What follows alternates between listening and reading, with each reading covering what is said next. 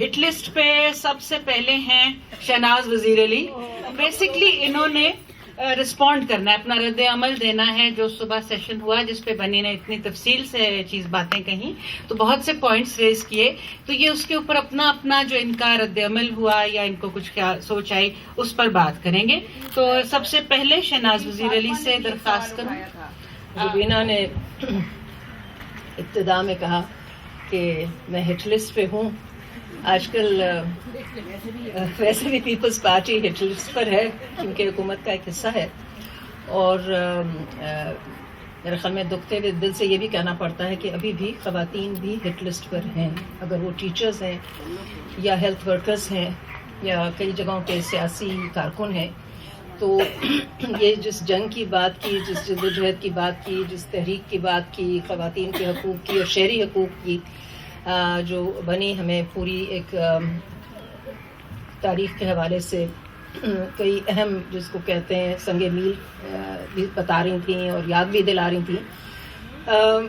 مجھے تو احساس ہمیشہ ہوتا ہے کہ جب ہم اکٹھے مل کے بیٹھتے ہیں تو پھر شدت سے احساس ہوتا ہے کہ اصل میں ہماری جو یہ جدوجہد ہے, یہ جنگ ہے, یہ اب ایک اور نوعیت کی ہے اور بڑی خطرناک فیز میں اب آ گئی ہے.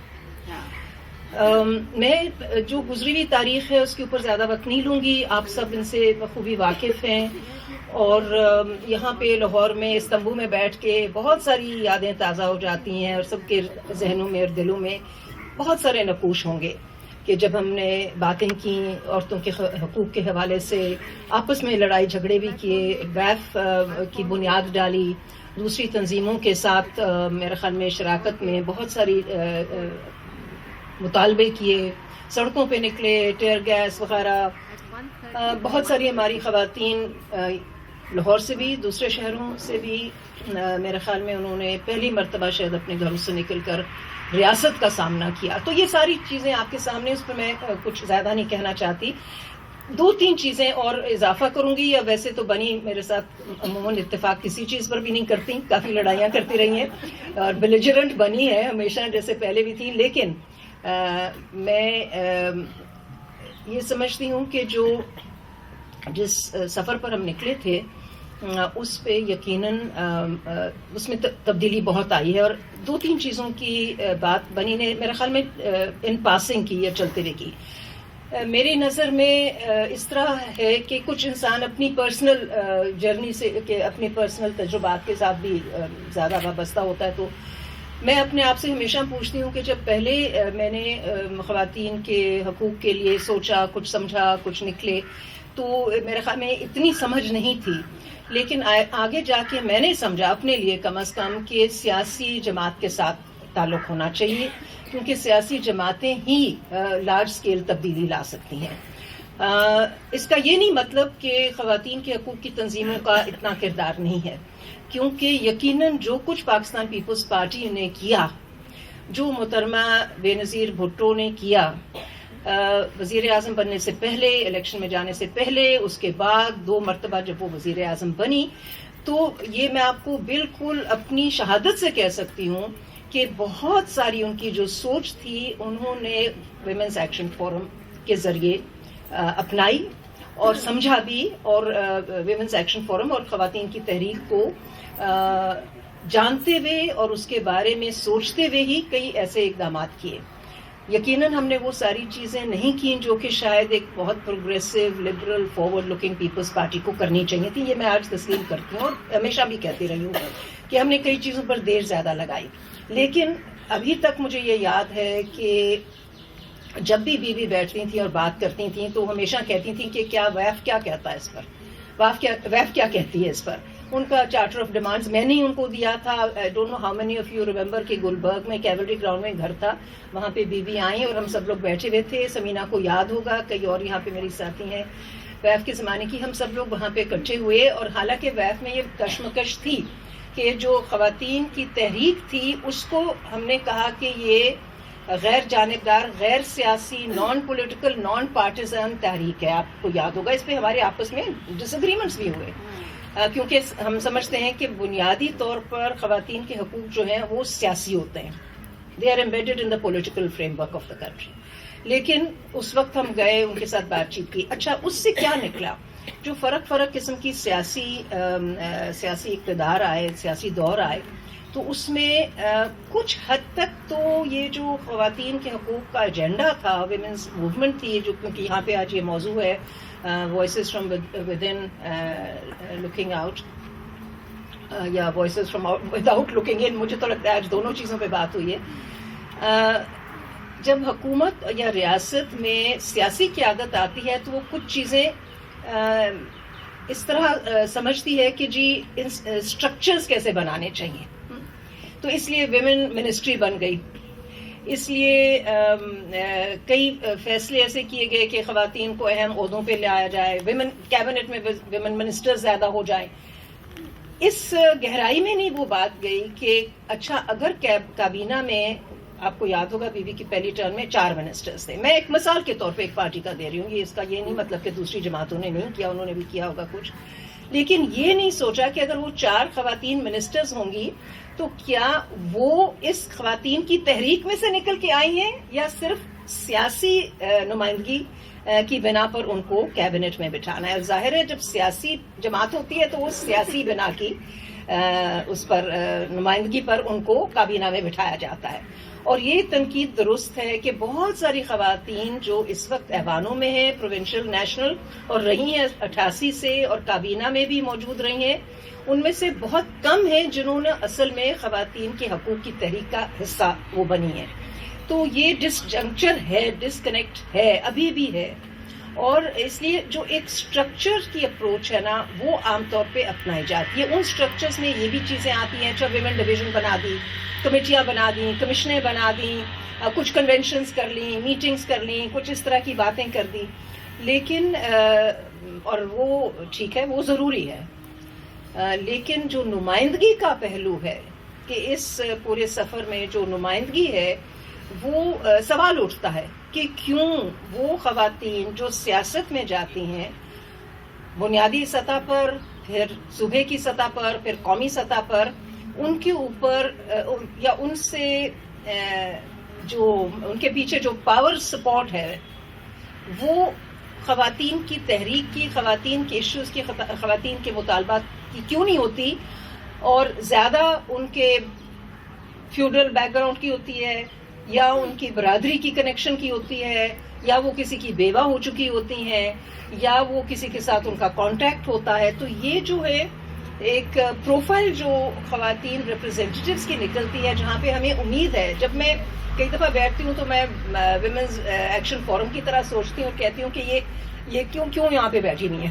میری اپنی کالیگز, مطلب دوسری پارٹیز کی بھی, ان کا تو کوئی تعلق ہی نہیں ہے ویمن رائٹس موومنٹ سے, لیکن ان کا تعلق سیاست سے ہے, ان کا تعلق اپنے علاقے سے ہے, ان کا تعلق اس گاؤں سے ہے, اس محلے سے ہے, اس گلی سے ہے. شاید ساری کی ساری ایلیٹسٹ نہیں ہے. آپ دیکھ رہے ہیں تبدیلی آ رہی ہے.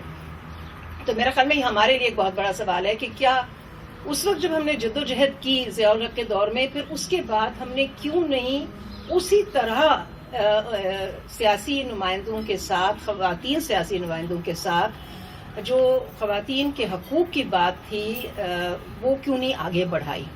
اور ہم بہت حد تک اپنی تنظیمیں بنی, شہری تنظیمیں بنی, شرکت کا تو پہلے بن چکی تھی, لیکن بہت ساری اور تنظیمیں بنی, اور انہوں نے ایک مونوپلی تو میں نہیں کہنا چاہتی, لیکن ایک زیادہ اپنی طرف سے اس کے اوپر ایک کنٹرول بھی نہیں میں کہنا چاہتی, لیکن they became the centres for speaking for the rights of women. جب عورت فاؤنڈیشن کے پاس اتنا تحقیق بھی ہے, مواد بھی ہے, ایکٹیویٹیز بھی کرتی ہیں, بہت ساری نوعیت کی اس طرح کی اور بھی چھوٹی بھی تنظیمیں, لیکن وہ اٹھاتی ہیں ایشوز. خواتین جو پارلیمنٹ میں بیٹھی ہوئی ہیں پھر وہ خود نہیں ایسے ایشوز اٹھاتی, وہ ہمیشہ کہیں نہ کہیں شہری تنظیم سے یہ بات چلتی ہے. تو ایک تو یہ سوال ضرور اٹھتا ہے کہ یہ ڈسکنیکٹ جو ہے اس کو کس طرح ہم پر کریں. National Commission Status of Women ہم نے بنائی, اس میں آپ کو پتا ہے کہ کافی ساری خواتین جو ہیں وہ وہاں پہ ممبر اس کی بنی, جن کا تعلق تھا ویمنز رائٹس کے حوالے سے, اور خاور ممتاز. اب یہ بھی ہمارے لیے ایک بہت بڑا مشکل کام تھا کہ ایک ہارڈ کو ویمنز رائٹس خاتون کو جس کا کوئی پولیٹیکل پارٹیز کے ساتھ تعلق نہیں ہے, کسی قسم کی پولیٹیکل بیس نہیں تھی, کسی قسم کی لابنگ نہیں کی پولیٹیکل پارٹیز کے ساتھ, لیکن ہم نے یہ سوچا کہ ہم وہ سسٹم بنا دیں جس کے ذریعے پولیٹیکل پارٹیز بھی پہچانیں کہ وہ کون سی خواتین ہیں جو کہ خواتین کے حقوق کے اوپر صحیح طریقے سے بحیثیت ایک chairperson of national commission کام کر سکتی ہیں. تو ہم نے بھی پروسیسز کو زیادہ اہمیت دی, پارلیمنٹری کمیٹیز کے ذریعے, NCSW کے ذریعے اور کمیشنز کے ذریعے. سو مختصر میں یہ کہنا چاہوں گی کہ جب پولیٹیکل پارٹیز آتی ہیں اقتدار میں, وہ شاید سبسٹینٹیو ایجنڈے کے بارے میں اتنی بات نہیں کرتی, وہ کانکریٹ مینیفیسٹیشنز پر زیادہ جاتی ہیں. کتنی ہم نے خواتین سول سروس میں لے کر آنی ہے, کون سی کتنی سیکرٹریز کی پوزیشنز خواتین لیں گی, کتنے فارن ایمبیسڈرز خواتین بنیں گی, کتنی منسٹری کو کیا کیا رولز اور فنکشنز دیے جائیں گے, یا کچھ یعنی کہ اسٹرکچرز بنائے. ویمنس کوکس ہم نے بنایا, وہاں پہ کچھ ڈیبیٹ ہوتی ہے. تو ایک تو یہ ہے نا اسٹرکچرز ورسز کانٹینٹ والی جو بات ہے, یہ مجھے نظر آتی ہے اپنی اس سفر میں. اور اسٹرکچرز بھی ضروری ہیں, نظام سسٹمز بھی ضروری ہیں. پارلیمنٹری ڈبیٹ کے اندر قانون سازی ہم نے کی ہے, بڑی ٹھوس قانون سازی کی ہے, لیکن صرف قانون سازی سے یہ بات آگے نہیں چل سکتی. اس لیے نہیں چل سکتی کیونکہ یہ ابھی بھی مین سٹریم ایجنڈا نہیں بنا سیاسی پارٹیز کا. میں بیٹھی ہوئی ہوں سیاسی جماعت میں, اور ابھی بھی مجھے لگتا ہے کہ یہ کچھ چند چیزوں پہ بات ہوتی ہے کہ جی تعداد خواتین کی بڑھا دینی چاہیے, اور چلے خواتین کو کچھ کمیٹیوں میں شامل کر دینا چاہیے, لیکن جو کانٹینٹ ہے وہ نہیں بڑھا. دوسری بات, بنی نے یہ بتایا کہ جی بہت ساری خواتین جن کے ساتھ انہوں نے اپنی ریسرچ اسٹڈی میں انٹرویوز کیے جن کے, تو انہوں نے کہا کہ جی ہمیں تو نہ سیڈو کا پتہ ہے, نہ 18ویں ترمیم کا پتہ ہے, نہ NCSW کا پتہ ہے, اور یہ وہ. اب میرے خیال میں یہ کوتاہی کہاں سے ہے, کیوں ہے, یہ کام کس نے کرنا ہے؟ اگر NGOز یہ کام کر رہی ہیں, اور ٹھیک ہے اگر کر رہی ہیں تو ان تک یہ معلومات پہنچا رہی ہیں, بڑی اچھی بات ہے, لیکن بات پہنچانے کا کیا طریقہ ہوتا ہے؟ آج کل یا تو میڈیا ہے, میڈیا کا بہت انفلوئنس ہے. میڈیا کتنے پروگرام کرتا ہے خواتین پر, کتنے آج تک کوئی پروگرام ہوا ہے ایسا کہ جی NCSW کیا ہے, اس کا کام کیا ہے, اس نے کیا کیا ہے. سیڈو پہ کوئی پروگرام ہوا ہے, میس میڈیا پہ, بہت سارے ویمنس کوکس پہ بھی نہیں ہوا کوئی پروگرام. تو بہت ساری ایسی چیزیں جو میڈیا نہیں اٹھاتا. تو پھر وہ کون سا طریقہ ہے, وہ کون سا چینل ہے, وہ کون سا ہم نے بٹن دبانا ہے ان عورتوں کے لیے, یا انہوں نے دبانا ہے اپنے علاقوں میں, محلوں میں, گلیوں میں, اپنے صحن میں, کہ جس کے ذریعے ان تک یہ معلومات پہنچے. صرف یہ وہ جو کمیونٹی کی تنظیم ہے وہی کچھ حد تک یہ معلومات پہنچا سکتی ہے. تو I am not so worried that lot of people don't know, women at the grassroots level don't know CEDAW, and they don't know the details of the 18th Amendment. I think that this is a process, اور یہ شاید آہستہ آہستہ بات پہنچے گی. یہ ضرور ہے کہ میرے خیال میں جس طرح ٹھوس پروسیس ہونا چاہیے تھا 18ویں ترمیم میں انپٹ دینے کا, وہ اس طرح نہیں رہا خواتین کے حوالے سے. اور کیونکہ بہت ساری اور چیزیں تھیں which dominated the agenda, fiscal decentralization, devolution, administrative devolution ہوئی ہے. ریپرزنٹیشن کی کوئی اتنی خاص ریولیوشن نہیں ہوئی میری نظروں میں, ابھی تک ایڈمنسٹریٹو ریولیوشن ہوئی ہے.